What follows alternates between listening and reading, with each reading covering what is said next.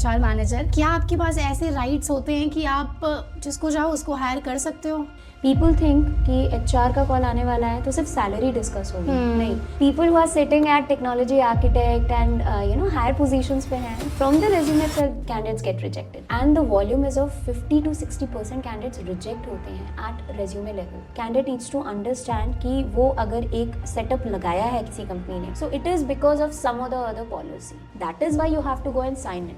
जब किसी कैंडिडेट को हायर करना होता है तो फाइनल जो राइट होता है कि हाँ यही बंदा हायर होगा या फिर यही बंदी हायर होगी, वो फाइनल डिसीजन किसके हाथ में होता है? तो अभी तक आपके एक्सपीरियंस में ऐसा कोई एआई के आने के बाद कोई ऐसे बवाल वाला रिज्यूमे आया है? हर एचआर कोशिश करता है कि कैंडिडेट प्लेस हो जाए। हमारी कंपनी या हर कंपनी का एक लेवल होता है एंड लेवल ये है कि वी नीड मिनिमम। तो कौन से प्रोफाइल की सैलरी सबसे ज़्यादा है अभी तक आप जितनी हायरिंग्स और ये सब करते हैं उसके according? Are you an spiritual person? 100%। कुछ लोगों की प्रोफाइल्स ऐसी होती हैं कि उन्हें लगता है we have the profile and we are existing in LinkedIn, that is enough. नहीं। क्या रेफरल काम करता है? इन्फोसिस में बेस्ट सैलरी क्या है? और आप आईआईएम ग्रेजुएट भी हो, तो क्या वो टैग मैटर कर रहा होता है आपके अकॉर्डिंग? क्या डिग्री आप लोग के अकॉर्डिंग इम्पोर्टेंस रखती है जो एकदम फ्रेशर कैंडिडेट्स होते हैं? तो क्या वहाँ पर आप वर्क एक्सपीरियंस वाला सेक्शन जो है रिज्यूमे में इम्पोर्टेंट है उनका होना? आपके पास जॉब नहीं है, आप फ्रस्ट्रेटेड हो, आपको पता नहीं है क्या करना है, आप उदास हो रहे हो, आप डिमोटिवेटेड हो, उसका एक सिंपल सोल्यूशन ये है, read Gita. That will help you, that will motivate you and अपना टाइम आएगा। हाँ जी, नमस्कार दोस्तों। आज है हमारे साथ बहुत स्पेशल गेस्ट, एचआर मैनेजर हैं वो, काफ़ी सालों का एक्सपीरियंस है उन्हें।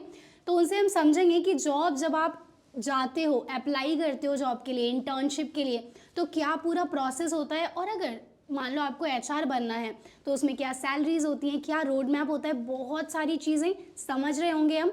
और लास्ट में रिज्यूमे आपका जो है वो सेलेक्ट क्यों नहीं हो रहा, उसका हम प्रॉपर उनसे एक्सप्लेनेशन भी ले रहे होंगे कि एटीएस ऐसी क्या बला है जो आपके रिज्यूमे को शॉर्टलिस्ट नहीं होने दे रही है।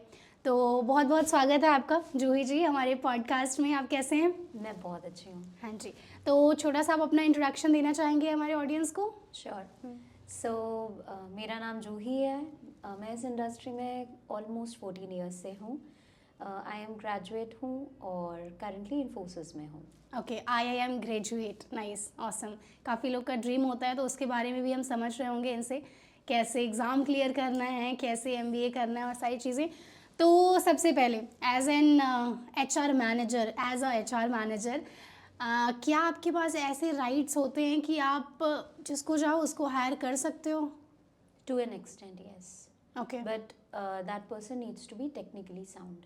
ओके। सो टेक्निकलिटी में हम नहीं जाते हैं, बट टेक्निकल के अलावा बहुत सारे प्रॉस्पेक्ट्स होते हैं। सैलरी होती है, उसका एटीट्यूड होता है, मोटिवेशनल लेवल होता है उसका, and we assess every candidate on all these factors. So how a candidate is good, for example अगर हमारे पास दो कैंडिडेट्स एक जैसे हैं जो technically they are really good, so how do we assess, या हमारा जो चॉइस होता है वो होता है on the basis of how that particular candidate or one of them is much better with respect to our mission and mission. Okay.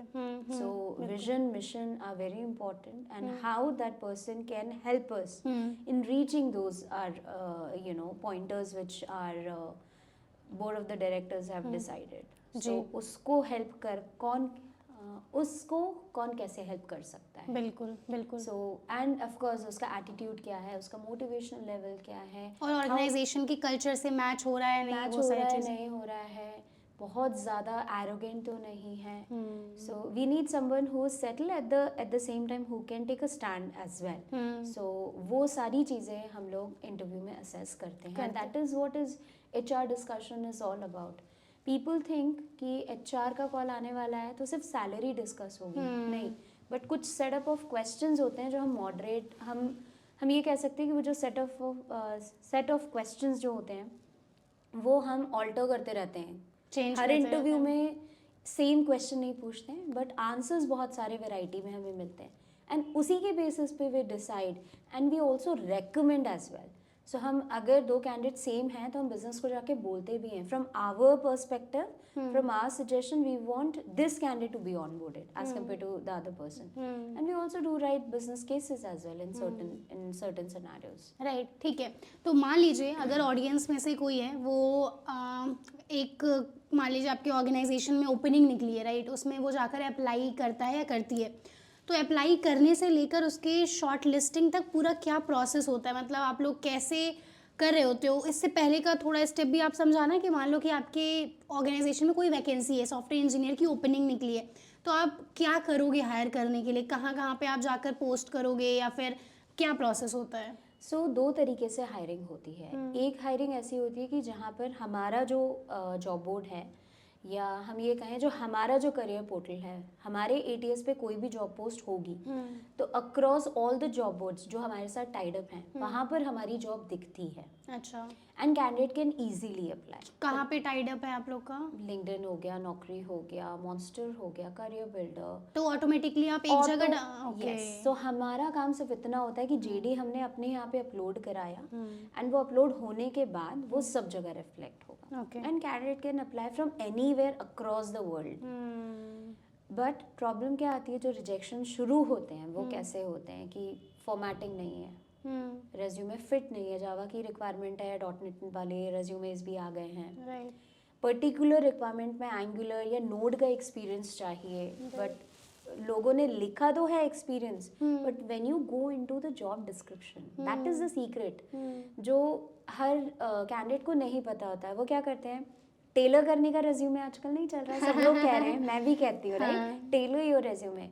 But क्या होता है, जब आप टेलर कर रहे होते हो अपना रेज्यूमे, जेडी पढ़ते हो, कॉपी पेस्ट कर देते हो आप वो रोल्स एंड रिस्पॉन्सिबिलिटीज या similar roles and responsibilities using ChatGPT, right. Problem क्या होता है, जब हम वो रोल्स पढ़ते हैं सो वी कुड रिलेट कि this is not what you have done, and for example हमसे भी स्किप हो जाए, वो रेज्यूमे बिजनेस के पास जाएगा, right, they will also look at it and they are expert people who are sitting at technology architect and higher positions पे हैं, from the resume itself candidates get rejected, and the volume is of 50 to 60% candidates reject होते हैं at resume level, either from our side either from business, right. मतलब this is a huge number, like 60% लोग resume level पे ही reject हो जाते हैं, तो interview देने का उन्हें अपॉर्चुनिटी ही नहीं मिला। राइट, अच्छा, तो एक और चीज़ मैं यहाँ पे पूछना चाहती हूँ, जैसे आपने कहा कि आपने अपने पोर्टल पे कंपनी का जो भी है वहाँ पे ओपनिंग डाल दी, राइट, और आपके सारे टाइड अप पोर्टल्स पे वो रिफ्लेक्ट होगा। तो फॉर एग्जांपल अगर मैं naukri.com यूज़ करती हूँ और वहाँ पे मुझे देखा कि लेट्स से इन्फोसिस या फिर किसी भी कंपनी में ओपनिंग आई है, मैं वहाँ पे अप्लाई करूँगी, तो क्या फिर आपको डायरेक्ट मतलब पिंग आ जाएगा कि like Saumya applied for this job, या फिर क्या होता है? सो जब कोई भी कैंडिडेट अप्लाई करता है तो हमारा जो जॉब बोर्ड है, जो हम एटीएस अपना यूज़ करते हैं, उसमें हर एक पर्टिकुलर रिक्वायरमेंट पे हम सारे रेज्यूमेस देख सकते हैं। अच्छा, सो हमें नोटिफिकेशन ऐसे नहीं आता है, बट जिस पोर्टल पे आया होगा सब आपको एक जगह दिख जाएगा, सब एक जगह दिखेगा। अगर मैं डायरेक्ट आपके करियर पेज पे करूँ तो ज़्यादा प्रेफरेंस मिलेगा या फिर इक्वल? अच्छा, इक्वल वेटेज, ठीक है। प्रॉब्लम क्या होता है, जैसे हमारी कंपनी है या कोई भी अगर हम हमारे इक्वल कंपनीज की बात करते हैं, तो जब आप अप्लाई करते हो तो it takes you to the career page. अब वहाँ पे जाके आपने जॉब डिस्क्रिप्शन पढ़ा and there is a option to click on apply. अब आपने अप्लाई तो किया, बट क्योंकि लिंक्डइन पे इजी बटन है, we don't have that easy button, right, so half of the population वहीं पे रुक जाती है कि मुझे वो पूरा प्रोसेस नहीं करना, मुझे वो पूरा डिटेल्स नहीं डालना, सो वो एक प्रॉब्लम होता है। But candidate needs to understand कि वो अगर एक सेटअप लगाया है किसी कंपनी ने, so it is because of some or the other policy. Every company, majority of the companies have policy called equal employment opportunity provider. That is why you have to go and sign in. Right. And once you have a proper setup, तो किसी भी company में आपके पास let's say Infosys for example, या हम कोई भी और कंपनी ले लें, अगर आपका कैंडिडेट पेज वहाँ पे है, so all you have to do is click on apply, go change your resume or edit your resume according to your experience or the position, and then you can apply. Right, ठीक है। तो जब किसी candidate को higher करना होता है तो फाइनल जो राइट होता है कि हाँ यही बंदा हायर होगा या फिर यही बंदी हायर होगी, वो फाइनल डिसीजन किसके हाथ में होता है? बिजनेस। ओके, बिजनेस मतलब जैसे अ पर्टिकुलर यूनिट जो हायर कर रही है. अच्छा, So मान the low hiring manager or I would say the delivery manager, उस टीम के उस टीम का हेड हेड. वो डिसाइड करेगा. We give our suggestions, but अगर ऐसा लगता है दैट कैंडिडेट इज एक्सपेंसिव और beyond our budget, we don't hire. अच्छा, सो हमारे पास पूरा राइट होता है रोकने का कि भाई ये नहीं कर सकते तो बिकॉज वो उनके पास जाएगा ही नहीं. मतलब अगर आप किसी को रोक दोगे तो वो ऊपर तक मतलब पहुंचेगी ही नहीं बात पहुंचेगा की. ही नहीं. हाँ, ओके. बट अगर ऐसा लगता है कि कैंडिडेट अच्छा है, इंटरव्यू हुआ है, बिजनेस से हमें पूछा है कि why we are not hiring, then we have to tell them कि why we are not hiring. And अगर they can talk to the candidate or they can negotiate on certain parameters because salary is also a factor. True, बिल्कुल. Very important factor. तो वो चीज़ें हमें ध्यान में रखना होता है कि we can not cross the budget. तो आप लोग, एक में इंटरेस्टिंग क्वेश्चन है फ्रॉम ऑडियंस पर्सपेक्टिव, जब आप लोग बोलते हो कि पैकेज लेट से 8 लाख का है या फिर 10 लाख का है, तो क्या एक्चुअल वही रहता है या फिर 4-5 लाख कम करके बताते हो? जब हम पैकेज की बात करते हैं तो उसमें बहुत सारे फैक्टर्स आ जाते हैं. राइट, बट ये बताओ, मतलब कुछ ऐसे बचा के करते हो कि नेगोशिएट करेगा बंदा तो वो बढ़ जाएगा, या फिर क्या कुछ पोजीशंस में ऑफ कोर्स हम अपना मार्जिन लेके चलते हैं, क्योंकि लास्ट मोमेंट पे लेट्स से ऑफर के बाद भी कई बार ऐसा होता है कि कैंडिडेट ऑनबोर्ड होने वाला होता है एंड कैंडिडेट बोलता है भाई आई हैव अनदर ऑफर. हाँ, सो आप अच्छा करोगे, अच्छा पैकेज दोगे तो then I will think about your organisation, नहीं तो मैं स्विच कर लूँगा कहीं और. Right, right. सो उस केस में हम अपना मार्जिन थोड़ा सा लेके चलते हैं, बट वो मार्जिन बहुत ज़्यादा नहीं होता. ओके. मिनिमम 2 से 3%, 4%, मैक्स 5 से 10%, उससे ज़्यादा नहीं. तो अगर कोई नेगोशिएट कर रहा है, मान लो कोई एचआर का कॉल आया ये सब, तो नेगोशिएट में ऐसे अगर मान लो 15 एलपीए है तो ऐसे 25 नहीं बोल देना चाहिए, राइट?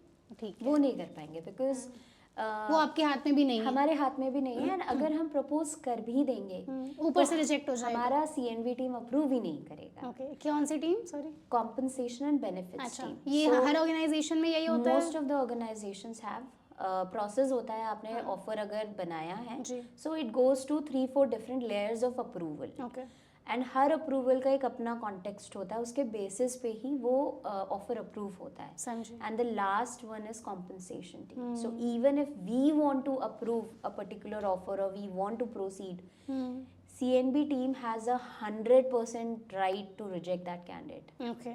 So margin नहीं है, negative margin में अगर offer है, we तो will नहीं. not propose. ठीक है. और क्या रेफरल काम करता है? मतलब मान लो 2 कैंडिडेट है, एक को किसी आपके ही ऑर्गेनाइजेशन में किसी ने रेफर करा है और एक ऐसी डायरेक्ट उसने अप्लाई किया है करियर पेज पर जाकर, या फिर जहाँ पे आपके टाइड अप, जैसे आपने एक्सप्लेन किया टाइड अप वाले पोर्टल्स होते हैं, तो क्या रेफरल वाले को ज़्यादा प्रेफरेंस दोगे आप, या फिर क्या मतलब पोर्टल में आपके रिफ्लेक्ट होगा कि वो रेफर्ड बंदा है या फिर? सो हर कैंडिडेट का एक सोर्स कोड होता है जो मोस्ट ऑफ द ऑर्गेनाइजेशंस जो हैं वो देखती ज़रूर हैं. सोर्स कोड मतलब? सोर्स कोड मतलब कि वो कहाँ से आया है प्रोफाइल. अच्छा. वो सोर्स मतलब वो अगर रेज्यूम करियर पेज से है. हाँ, वो करियर पेज से आया है, वो LinkedIn डाइस से, से हाँ. आया है, वो मॉन्स्टर से आया है, वो लिंक्डइन से आया है, वो रेफरल से आया है. अच्छा. सो वो सब कुछ हम लोग देखते हैं, बट हम जब कैंडिडेट को असेस करते हैं तो हम सोर्स पे नहीं जाते हैं. We assess based on the candidates profile. ठीक है. सो वो एक चीज़ है. एंड ऑफ कोर्स कुछ पर्टिकुलर रिक्वायरमेंट्स होती हैं जहाँ पर हम टारगेट तो करते हैं रेफरल का, कि अगर कहीं से कोई रेफरल आया है, so will look into it कि यार रेफरल कैंडिडेट को भी हम असेस करें. बट वेटेज तो इंटरव्यू पे दोनों को सेम मिलेगा. परफॉर्मेंस के ऊपर ही कैंडिडेट चूज होता है. सो लोग सोचते हैं ना कि सिर्फ रेफरल से काम बन जाएगा. रेफरल से सिर्फ आपका रेज्यूमे पोर्टल के अंदर आ सकता है, बट एट द एंड आपने क्या परफॉर्म किया इंटरव्यू में, उसी के बेसिस पे आप आगे बढ़ोगे. जी, बिल्कुल बिल्कुल, आई एग्री टू दिस. तो अभी तक आपके एक्सपीरियंस में ऐसा कोई एआई के आने के बाद कोई ऐसे बवाल वाला रिज्यूमे आया है कि एकदम तुरंत ATS रिजेक्ट, और उससे पहले ATS आप लोग यूज़ करते हो? ATS हम लोग यूज़ करते हैं. अच्छा, तो मतलब कैसा एक्सपीरियंस, कोई ऐसा गड़बड़ इस्तेमाल किसी ने AI का किया है, बेकार सा रिज्यूमे? सो अभी कुछ टाइम पहले ही एक रेज्यूमे आया था हमारे पास, और वो रेज्यूमे जो था वो दिखने में बहुत अच्छा था. And we were impressed with that resume, the template and all. And हमने उसे आगे प्रोसेस किया. एंड हमारे पैनलिस्ट ने बोला this is a completely AI generated resume, and इसमें कहीं से भी कोई भी चीज़ जेन्युइन नहीं लग रही. So we don't want to even interview that person. Right. And they had some questions कि ये नहीं है, वो नहीं है, etc etc. There were 4-5 pointers which they sent. So what we did from an HR perspective, हम किसी भी कैंडिडेट को रिजेक्ट नहीं करते हैं. So we went back to the candidate, we call the candidate को बताया कि ये सब है, so give us the answers. Candidate give the answers and we jotted down everything and we shared it back with the panel. And then they felt कि okay let's give it a chance. So chance एक ऐसा है जो I think most of the companies में chance दिया जाता है interview के लिए. ठीक है. जितना मेरा अभी तक का एक्सपीरियंस है, बट डिपेंड करता है, मतलब कॉर्नर केसेस हर जगह होते हैं. सो वो एक चीज़ थी. इंटरव्यू हुआ, सो वी वर ओके कि at least candidate got the chance. And मुझे ऐसा लगता है कि हर HR, हमारी टीम या हमारी कंपनी में नहीं बट सभी जगह हर HR कोशिश करता है कि कैंडिडेट प्लेस हो जाए. क्योंकि उनका भी तो एफर्ट लग रहा है, राइट? हमारा भी एफर्ट है, टाइम है, पूरा इन्वेस्ट हम कर रहे हैं उसमें, काफ़ी सारी चीज़ें जा रही हैं, right? So we also want कि कैंडिडेट ऑन बोर्ड हो and we should close the position. हाँ, ताकि जल्दी काम भी अच्छे से फिनिश हो जाए. ठीक है. अब अगर कोई कैंडिडेट है, उसके पास मान लो आपकी स्किल्स अच्छी हैं, फॉर एग्जांपल अगर मैं लेती हूँ सॉफ्टवेयर इंजीनियरिंग इंटर्नशिप की ओपनिंग है, ठीक है, पर लाइक उसने अच्छे से सीखा हुआ है, कोडिंग और चीज़ें आती है उसे, पर उसकी डिग्री उतनी अच्छी, like mostly I think BTech वालों को ज़्यादा प्रेफरेंस दिया जाता है सॉफ्टवेयर इंजीनियरिंग के लिए. तो like I am asking this, मैं बता नहीं रही हूँ, तो क्या डिग्री आप लोग के अकॉर्डिंग इम्पोर्टेंस रखती है या फिर यू जस्ट फोकस ऑन कि क्या स्किल्स आती है पर्सन को? सो हमारी कंपनी या हर कंपनी का एक लेवल होता है एंड लेवल ये है कि we need minimum bachelors. It can be bachelors degree. Okay. So it can be BTech, it can be BE, irrespective of that. अगर एक BSc का भी बंदा है, BSc, बैचलर्स ऑफ साइंस का भी बंदा है, BCA, and he is interested, he has those skill sets, then we'll give them a chance to interview. Cool. मतलब बैचलर्स डिग्री होनी चाहिए, अगर आप स्किल्ड हो तो भले ही BCA से हो, but we will hire you. We will hire you. अच्छा, बट आई थिंक कुछ कंपनीज में ऐसा रिस्ट्रिक्शन होता है कि मान लो इस पोजीशन के लिए बीटेक ही होना चाहिए या फिर MBA. There are, yes, so कुछ positions ऐसे होते हैं, even हमारे यहाँ पे भी कुछ positions होते हैं जहाँ पे we need full time MBA. So वहाँ पर अगर आपका executive MBA तो काम नहीं करेगा. Okay. But अगर आपका executive MBA but you have lot of experience, then you'll get a chance to at least get the interview. ठीक है, got it. और जो एकदम फ्रेशर कैंडिडेट्स होते हैं, मान लीजिए आपको किसी इंटर्न को हायर करना है या फिर एकदम फ्रेश आउट ऑफ कॉलेज वाले पर्सन को, तो क्या वहाँ पर आप वर्क एक्सपीरियंस वाला सेक्शन जो है रिज्यूमे में उस पर ज़्यादा लाइक भाव देते हो, उसको इम्पॉर्टेंट है उनका होना work experience? Like not necessarily. अगर आप कॉलेज ग्रेजुएट हो या आप इंटर्नशिप्स के लिए अप्लाई कर रहे हो तो इम्पॉर्टेंट ये होता है कि आपने क्या प्रोजेक्ट्स करे हैं, what are the skill sets, what do you bring to our table. Right. So वो चीज़ें बहुत इंपॉर्टेंट हो जाती हैं. आपने प्रोजेक्ट्स कहाँ करे हैं, कितने करे हैं, कितने ड्यूरेशन के थे, what were the technologies you use, what was the outcome, आपकी लर्निंग क्या है.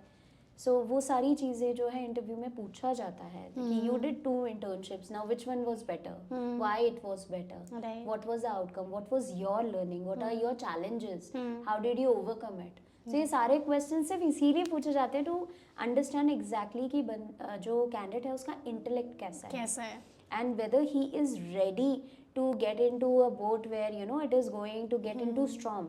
So वो आप कैसे मैनेज कर रहे हो, से सारा कुछ एटीट्यूड देखा जाता है. राइट, बिल्कुल. तो इन्फोसिस में बेस्ट सैलरी क्या है, किस पोजीशन पे है पर मंथ और कितनी है? हर पोजीशन का एक बैंडविड्थ होता है, minimum and maximum. So minimum हम उतना ही देंगे as per labour laws, we have to pay minimum this much. And as per Infosys band या as per any companies band, उनका एक बैंड होता है, उस लेवल पे उतना ही आप दे सकते हो. सो उससे ज़्यादा हम नहीं दे सकते. सो वो चीज़ HR हमेशा मेंटेन करके चलता है.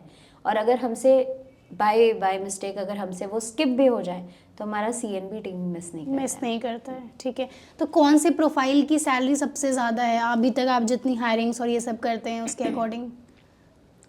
Higher packages what I feel is equivalent to super niche technologies. So अगर आप particularly किसी super niche पे हो, then there are higher chances कि आपके packages ज़्यादा अच्छे होंगे. And then of course eventually जब आप super niche मतलब क्या, like प्रोफाइल का नेम कुछ ऐसा? AI इंजीनियर, AI इंजीनियर्स हम कह सकते हैं, मशीन लर्निंग एक्सपर्ट्स, या फिर मैनेजमेंट की सैलरी बेटर होती है सॉफ्टवेयर इंजीनियर से? नहीं, अच्छा। Of there is no doubt, there is no comparison जो हम कर सकते हैं कि एक डेवलपर की सैलरी Okay. और एक मैनेजमेंट की सैलरी अलग हो सकती है, ऑफ कोर्स हो सकती है।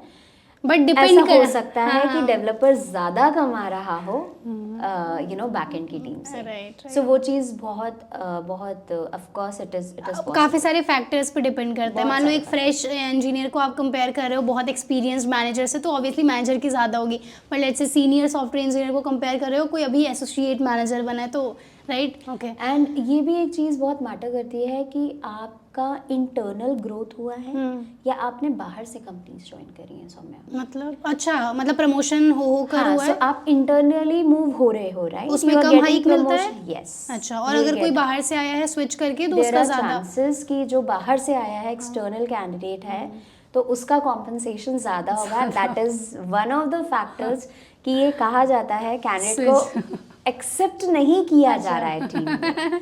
So will talk about it. ठीक है, मैं समझ गई। परफेक्ट। तो ठीक है, एक हमें आइडिया मिल गया है काफ़ी सारी चीज़ों का। कुछ नंबर आप शेयर कर पाएंगे? लाइक मान लीजिए इन्फोसिस में कोई सीनियर सॉफ्टवेयर इंजीनियर, तो क्या पैकेज रहता है?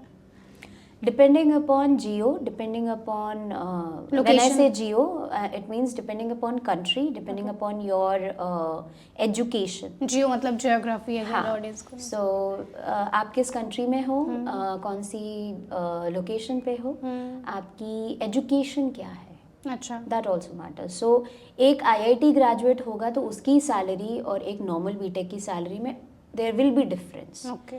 And we have to maintain that aspect and we need to also give respect to that degree as well. Okay, तो ये रूल मतलब Not Infosys, but majority of the organizations. Okay. So let's not this is a debatable topic yes, this is a debatable topic and let's not mix it with Infosys. Right right right. Because हाँ, अभी काफ़ी चाहती सारे। भी नहीं है Infosys वाले मेरा गला पकड़ लें। ठीक है, तो But हाँ, आई होता है। एग्री। हाँ, मतलब ये होता है कई सारे ऑर्गेनाइजेशंस में, they still kind of give weightage depending on college कैसा है, वो सारी Yes. चीज़ें। ठीक है, मतलब we can't break those rules जो I mean one person can't go and be like सिर्फ स्किल्स देखो भाई ऐसे। But anyhow, moving on, I want to take you on some different topic. Spirituality की बात मुझे आपसे करनी है, क्योंकि अभी आप रिसेंटली स्पिरिचुअल ट्रिप्स पे थे, अयोध्या गए थे, आप बनारस गए थे। Are you an spiritual person? 100%. अच्छा, कोई ऐसा मिरेकल कुछ ऐसे आपने ऑब्जर्व किया अपने लाइफ में कि आपने एक्सपेक्ट नहीं किया हो कि ऐसा होगा, बट वाओ ऐसे हो गया, करियर वाइज या फिर ऐसा कुछ?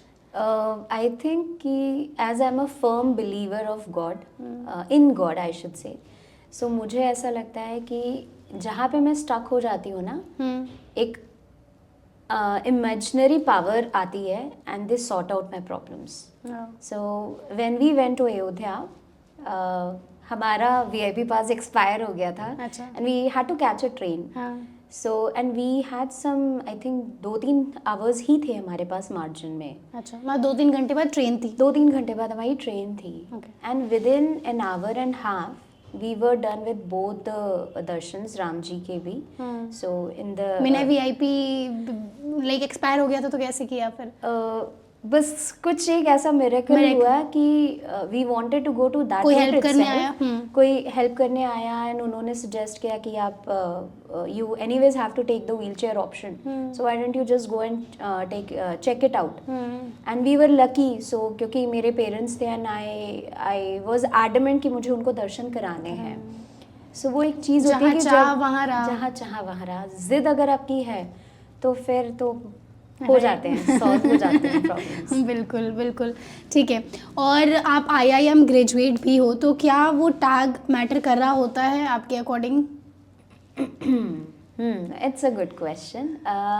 हायरिंग में yes. Okay, and I think management वाले रोल्स में it matters, right? Yes, management में इट डज मैटर कि आपने कहाँ से अपनी पढ़ाई करी है। But having said that, if you have a very good manager, he'll not look into your degree. Okay. He will also look at what are the different skill sets you bring to the table. बिल्कुल. So एक let's say for example कि किसी भी आप IIM का या IIT का एक बंदा ले लो और उसके साथ एक नॉर्मल बीटेक का बंदा है या नॉर्मल MBA का कोई ग्रेजुएट है and he is very enthusiastic. He wants to learn different things and he loves challenges. Of course कोई भी मैनेजर होगा, इवन जब हम उस लेवल पे पहुंचेंगे तो हम भी एक ऐसे ही बंदे को चाहेंगे जो रेडी है डिफरेंट रोल्स लेने के लिए, rather than फोकसिंग कि नहीं भाई मेरा तो टाइम है 9 to 2 तो मैं 9 to 2 ही काम करूँगा, या मेरा काम है ABC का तो मैं ABC ही करूँगा, D नहीं सीखूंगा, E नहीं सीखूंगा. बिकॉज जब ऐसे स्टबर्ननेस नहीं होनी चाहिए. हाँ, और आपका एक लर्निंग कैपेबिलिटी होता है, लर्निंग एटीट्यूड, जो जब हमारे पास बजट नहीं होता है for a particular role, we give more weightage to learning capability. अच्छा कि अच्छा सैलरी कम है, that's fine. Candidate is asking for a package, we can't give that much of a package, but if we have a candidate who's ready for a lesser salary but ready to learn an upskill, we prefer that candidate as well. So scenario based पे we decide and we choose. ठीक है, समझ गए. और क्या आप जैसे candidate let's say A and B है, उसने अप्लाई किया है फॉर एन ओपनिंग, तो आप लिंक्डइन प्रोफाइल भी चेक करते हो कैंडिडेट्स का? 200%. अच्छा. लिंक्डइन पे बहुत सारे फैक्टर्स होते हैं, लोगों को लगता है लिंक्डइन इम्पॉर्टेंट नहीं है, बट Right. लोग आई थिंक कुछ लोगों की प्रोफाइल्स ऐसी होती हैं कि उन्हें लगता है we have the profile and we are existing in LinkedIn, that is enough. नहीं, बहुत सारे फैक्टर्स होते हैं लिंक्डइन के, और उसका डिटेल हम पॉडकास्ट करेंगे अभी. बिल्कुल.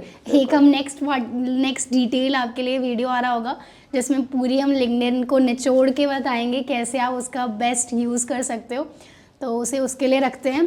And before I wrap this up, मैं आपसे पूछना चाहती हूँ, जो लोग काफ़ी बार ऐसे अप्लाई करते हैं, कहीं से रिजेक्शन आ रहा है, कहीं से कुछ मैसेज नहीं आ रहा, कैंडिडेट्स हैं, तो आप क्या मैसेज देना चाहोगे? क्यों, मतलब समटाइम दे फील कि हमारे साथ ही ऐसा क्यों हो रहा है. और लिटरली मैंने देखा है काफ़ी सारे मेरे स्टूडेंट्स भी हैं जो काफ़ी स्किल्ड हैं बट उन्हें रेज्यूमे उनका शॉर्टलिस्ट ही नहीं हो रहा. तो आप कुछ ऐसा उन्हें बताना चाहोगे टिप्स, क्या मिस्टेक्स वो कर रहे होंगे जिससे कि ऐसा हो रहा है, लाइक ATS कर रहा है या फिर क्या हो सकता है? बहुत सारे फैक्टर्स आते हैं. सबसे पहले ये कि रेज्यूमे जो है वो बहुत ज़्यादा ओवरली कंस्ट्रक्टेड है with the use of ChatGPT, सो वो एक रीज़न हो सकता है. दूसरा रीज़न ये हो सकता है कि सब कुछ होने के बाद भी may be this is not your time, जो एक बहुत इंपॉर्टेंट फैक्टर होता है. सो मेरा ही केस ले लो कि जब मुझे इन्फोसिस का इंटरव्यू कॉल आया था तो मैं एक अच्छी कंपनी में थी, मुझे स्विच नहीं करना था, कोई प्लान्स नहीं थे, बट मुझे लगा कि चलो इन्फोसिस से आया है तो एक let's give it a shot. So मैंने बस उसी के बेसिस पे इंटरव्यू की प्रिपरेशन करी. और मेरा एक चीज़ हमेशा से रहा है कि जब भी मैं इंटरव्यू देती हूँ तो I will make sure that I am 100% ready for that interview and that matters. क्योंकि मैंने बहुत से कैंडिडेट्स को देखा है, दे समटाइम्स दे गिव, मतलब एक दिन में 4 इंटरव्यूज़ दे रहे हैं, 5 इंटरव्यूज़ दे रहे हैं, एंड उस लेवल की आपकी एनर्जी तो होगी ही नहीं. मतलब अगर आप अपने आप को खुद को एसेस करोगे तो आपको लगेगा आपने पहला इंटरव्यू तो बहुत अच्छा दिया था, बट धीरे धीरे जैसे दिन ढलता गया और आपने दूसरा या तीसरा या चौथा इंटरव्यू दिया, आप उसके लिए आपकी एनर्जी पूरी ड्रेन हो गई क्योंकि आपने सेम चीज़ बोली है, रिपीटेटिव बोली है, आपकी एनर्जी नहीं है, आप खुश नहीं हो, अंदर से लग नहीं रहा है कि आप बात कर रहे हो. तो इसीलिए बहुत सारे इंटरव्यूज़ मत दो, सेलेक्टिव दो, दिन में 2 इंटरव्यू से ज़्यादा मत दो. और आपके पास जॉब नहीं है, आप फ्रस्ट्रेटेड हो, आपको पता नहीं है क्या करना है, आप उदास हो रहे हो, आप डीमोटिवेटेड हो, उसका एक सिंपल सोल्यूशन ये है, read Gita, that will help you, that will motivate you, and अपना टाइम आएगा. तो वो इम्पॉर्टेंट है, उसको ट्रस्ट करके चलो कि सबको कुछ ना कुछ तो मिलेगा. अगर हम इस धरती पे आए हैं तो सबका अपना टाइम आएगा, सबको मिलेगा, बट उसके लिए एफर्ट्स करने हैं, एफर्ट्स डालने हैं. उसके लिए आप ये बैठो मत कि मुझे इंटरव्यू कॉल नहीं आ रहा है, कोई बात नहीं, मैं सर्टिफिकेशन कर लेता हूँ. पैसे नहीं है, फ्री सर्टिफिकेशंस हैं, फ्री इतने सारे, मतलब there are so many universities, इतनी सारी अच्छे यूनिवर्सिटीज़ हैं टॉप के अक्रॉस द वर्ल्ड. स्टैनफोर्ड हो गया, सबका अपना अपना इतने सारे फ्री सर्टिफिकेशंस चल रहे हैं. टेक कंपनीज हैं जो फ्री सर्टिफिकेशंस दे रही हैं, यूटिलाइज दैट. रेज्यूमे को खाली रखने से अच्छा है कि ये सर्टिफिकेशंस करो, सीखने को मिलेगा, कॉन्फ्रेंसेस अटेंड करो, वहाँ पे आपकी नेटवर्किंग होगी, एक्टिव रहो. तो लोग क्या होता है, एक बार रेज्यूमे अपडेट किया और 2 महीने तक उसको उसी को ही चला रहे हो। अपडेट करो, देखो मार्केट में क्या हो रहा है, सीखो, बात करो लोगों से। अनटिल एंड अनलेस आप अपने आप को चेंज नहीं करोगे, आपको लग रहा है आपका कम्युनिकेशन का प्रॉब्लम है, बैठो ना 15 दिन, पढ़ो, अपनी लैंग्वेज को इम्प्रूव करो। बहुत सा यूट्यूब पे कितना फ्री मटेरियल अवेलेबल है, उसके लिए पैसे खर्च करने की ज़रूरत ही नहीं है। बट हाँ, बैठो एंड जिस पे ट्रस्ट करते हो उससे बात करो। Take advice from expert people. जब आप उनके पास जाओगे, उन्हें बताओगे प्रॉब्लम्स या पॉडकास्ट सुनोगे, you will learn from them कि हाँ, कुछ तो एक अलग था। मतलब मैंने जो मेरा एग्जाम्पल बताया वो 2017 का है, बट मुझे ये था कि नहीं, एक इंटरव्यू तो देते हैं। और ऐसा नहीं है कि पिछले इतने सालों में मुझे इंटरव्यू के कॉल्स नहीं आए होंगे या मैंने चूज़ नहीं किया होगा। कई बार ऐसा हुआ कि जहाँ मुझे लगा कि चलो ठीक है, ये ऑफ़र अच्छा है, मैं चलती हूँ, आगे बढ़ती हूँ, बट फिर काफ़ी सारी चीज़ें जो थी वो रियलाइज़ हुई, मैनेजर ने भी सपोर्ट किया। तो आपको बोलना पड़ेगा। कोई प्रॉब्लम क्या होता है ना, लोग ये कहते हैं मेरे से तो कुछ किसी ने बोला ही नहीं, मुझे तो बताया ही नहीं। बताएगा तब जब आप बात करोगे, बात करने से ही बात बनती है। वो एक इम्पॉर्टेंट चीज़ है कि आज के बच्चे या तो बहुत ज़्यादा बोलते हैं या तो बोलते ही नहीं हैं। काफ़ी इन्फॉर्मेटिव मुझे लगा, मुझे पर्सनली काफ़ी चीज़ें जानने को मिली, कैसे आप लोग काम करते हो, एचआर क्या प्रोसेस फॉलो करते हैं। स्पेशली वो चीज़ कि रेज्यूमे जैसे आप एक जगह एक ओपनिंग आप डाल रहे हो तो हर जगह जाता है बिकॉज आपका टाई अप है वहाँ से। और मैं कहीं भी अप्लाई, अच्छा एक और चीज़, मैं अगर लेट्स से 2 जगह अप्लाई कर देती हूँ सेम चीज़ के लिए, तो आपको 2 बार दिखेगा मेरा एप्लीकेशन? हाँ, okay, doesn't matter. Doesn't matter. Okay, cool, ठीक है। मतलब बहुत जगह कर दो तो ज़्यादा ऐसे चांसेस बढ़ जाएंगे, ऐसा नहीं, वो कुछ नहीं होता। हर रिक्रूटर ये देखता है कि कैंडिडेट का रेज्यूमे या कैंडिडेट जो है वो जेडी से कितना फेमिलियर है। एंड अगर सेम है रिक्वायरमेंट, हाँ, सो अगर सेम है, आप उसी स्किल सेट पे आपने अप्लाई किया है तो आपको कॉल्स आएंगे। बिल्कुल परफेक्ट। तो इसी के साथ बहुत बहुत धन्यवाद आपका, आपने अपना कीमती समय निकाला और अपनी गाइडेंस शेयर की, कैसे सब हायरिंग वगैरह हो रही होती है। इनसे और भी चीज़ें हम जानेंगे, बट नेक्स्ट वाले पार्ट में, जैसे कि आप लिंक्डइन के थ्रू कैसे जॉब पा सकते हो और एज एचआरस ये लोग लिंक्डइन का कैसे यूज़ करते हैं टू हायर यू। तो बहुत सारी useful discussion around job, around internship, hiring, 2025 में अपनी टेक इंडस्ट्री में क्या चेंजेस आने वाले, बहुत सारी बातें करेंगे। तो stay tuned for the next part. तब तक के लिए keep succeeding and keep growing. Bye bye.